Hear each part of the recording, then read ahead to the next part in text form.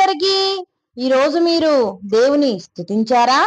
స్తుతి మీ స్థితిని మారుస్తుంది కనుక దేవుని స్తుతించడం మర్చిపోకండి.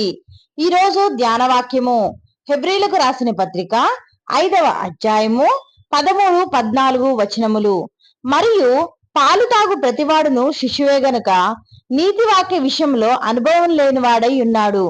వయసు వచ్చిన వారు లేక పరిపూర్ణులు అభ్యాసము చేత మేలు కీడులను వివేచించుటకు సాధకము చేయబడిన జ్ఞానేంద్రియములు కలిగి ఉన్నారు గనుక బలమైన ఆహారము వారికే తగును.